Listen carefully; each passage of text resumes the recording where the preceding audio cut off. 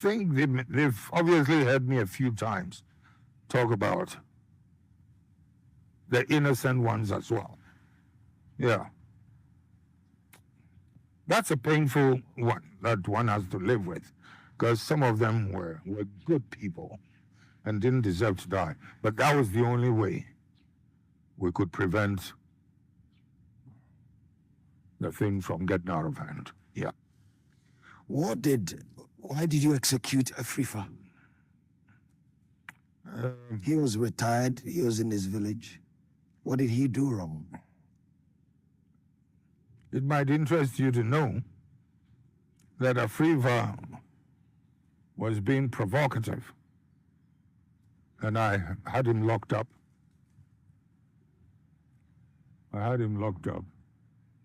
And he wasn't feeling too good. So I said they should send him to the hospital.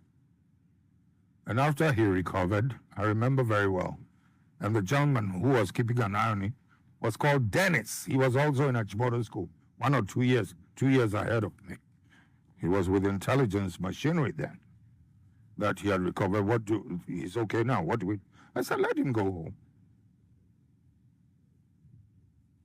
And yet, later, had to be brought back. You see what I mean? Why?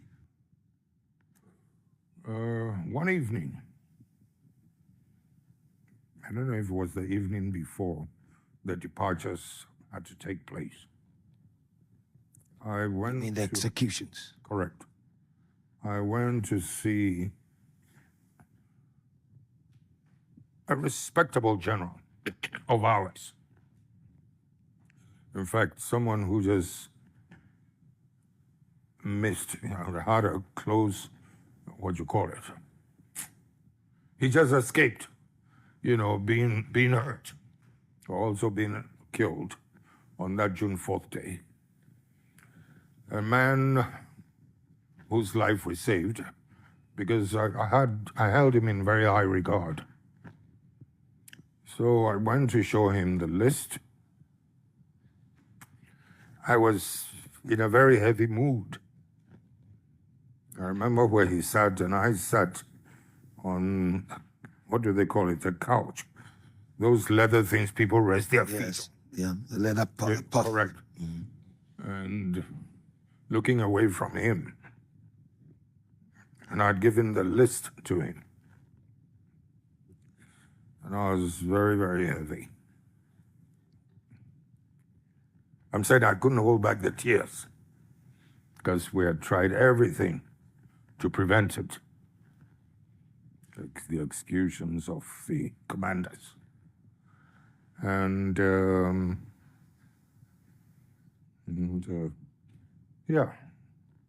after about 2 minutes or so, I heard him behind me ask, and where's the rogue?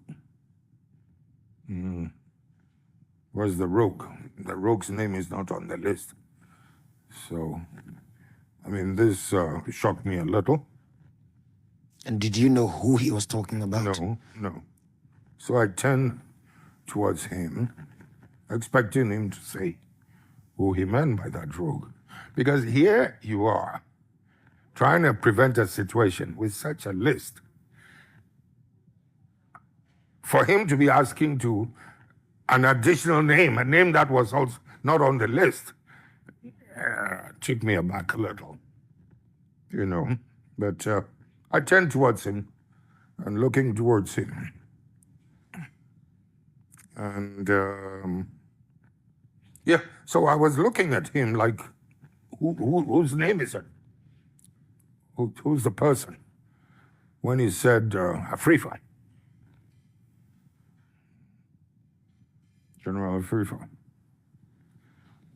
So I'm still looking at him. Like, he will have to say more. And what did he say? He said Afrifa had been advanced a good load of money to wage a campaign against Champong's union government. Yes, at that time, I mean, things were pretty hot. And instead of using that money for that purpose, the money, incidentally, as he said, came from an establishment within an organization in the West. I don't want to say the name now. And and instead of using that money to wage that campaign against the Champong, he used it, according to the general, to edge out, what's his name, Mr. Powilly, who I believe was the leader of the UNC at that time. Correct. He edged out Powilly and took over the leadership of that party. I cannot recall. I wasn't too much into the politics of those days, but that's what he said. Whether it happened or not, I don't know. Oh, well, in politics, I guess that could be sinful enough, I guess. So I kept quiet, collected the list, and went away and did what I had to do. So did he add the name? Or did he ask you to then add the name? It was obvious that his name would have to be added. Okay. Because we would have to make some serious sacrifices. And the guiltier you are, the easier it could be. And here you had a list of innocent good people as well who would have to die to save hundreds. And this person was a general. Sure. Is he alive? Yes. Yes. Is he still your friend? Oh, no. You must have, in a way, I was a little naive also around that time. It wasn't until later that I saw through what he did. What he said could very well have been true. However, I think he wanted that man out of the way, because he felt, upstaged by General Frifa by virtue of the 66 coup. Until then, he thought he was a rising star, the point man for Western intelligence organizations. And now, the 66 coup haven't happened. I guess he's the one they are dealing with, and not him, who he thought was more qualified. So you took his word then? Oh, I used to hold him in such high esteem. Some other interest. On one occasion, I was sitting with a major friend of mine when we were discussing the move that had to be made, especially the one pertaining to dropping the bomb on a Champong. And in my conversation with this major friend of mine, or was he a captain then? What did he say? No, I said, a Champong in a way had corrupted so many good officers and, pushed out some of the other good ones, the senior ones.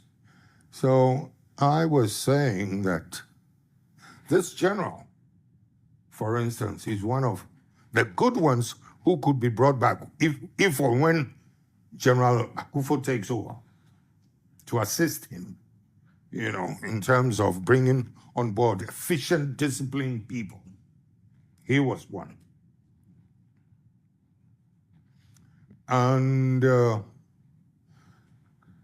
this captain friend of mine, it was in the evening in his corridor. What did he say? No, we don't need such holier-than-thou characters. This shocked me a little, because he belonged to a certain tribe, just like he did, and I belong to also another tribe. But he said, no, we don't need such holier-than-thou characters. And I'm saying that I was shocked because When else, when again, could you need holier than thou characters? At this particular point in time, when so much had been corrupted, personalities corrupted. And we know the climate it's created. There are not many left. And here's a very competent person you could bring on board. And you're telling me, holier than thou. I mean, who's compromised himself? To such a point that you find a holier than thou character, intimidating. What were you going to ask? So I was going to ask whether this person, is it still the general or this is another person? Oh, no. It's that same general. Same general. He's a survivor. He's a survivor. The number of attempts he made on my life, and a few things. Read my book when it comes out. Okay, we're looking forward to it. I hope you'll be alive to read it. Oof.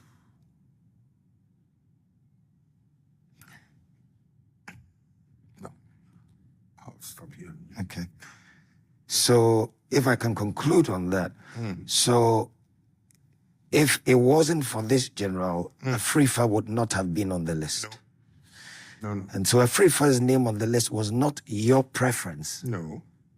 I don't think... No, when we compiled the list, none of us had him in mind. I told you what had happened. It wasn't too well. I had him detained and sent to the hospital. When he recovered, I told Dennis to send him home. Afrifa was not part of it. But when you hold such a general in awe, you're just a young officer, thrust into a situation like this, and people have to go, and he tells you something like this, he would know. Yeah. And it's not illogical. Right. Do you regret it?